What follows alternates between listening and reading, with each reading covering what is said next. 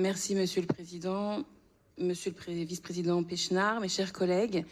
Je vous invite aujourd'hui à voter contre cette délibération, contre l'adoption de cette convention qui, à notre sens, n'est pas en état d'être adoptée aujourd'hui pour la raison qu'elle ne satisfait pas aux exigences minimales de loyauté entre les deux parties à la Convention, à savoir l'État et la région, en cette matière d'équipement des forces de police et des gendarmeries.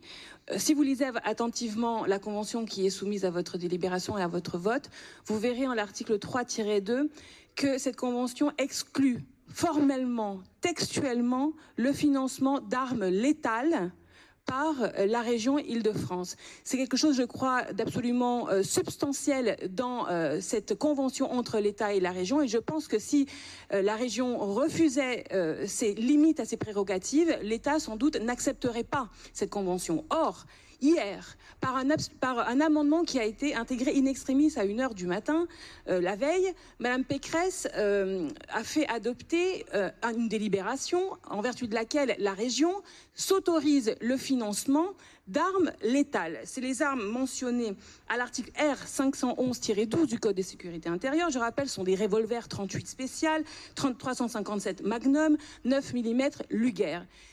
Cette décision bouleverse totalement l'équilibre de la Convention qui nous est soumise aujourd'hui.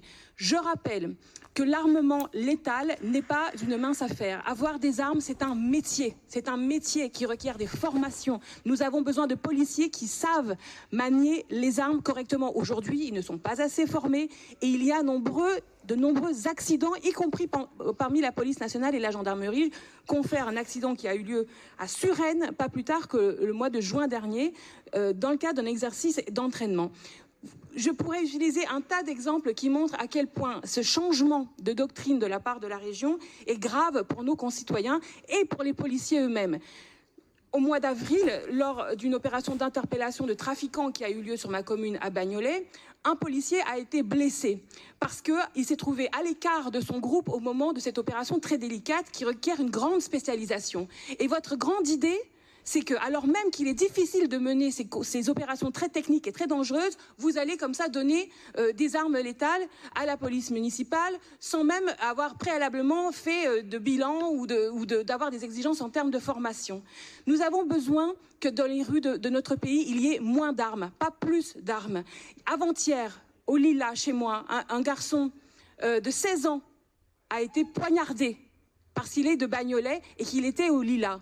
Ces violences entre les adolescents requièrent de la présence adulte, requièrent de la prévention, pas plus d'armes. Donc sursoyons au vote de cette convention jusqu'à temps qu'il y ait de la cohérence et de la loyauté entre l'État et la région en matière de sécurité. Merci.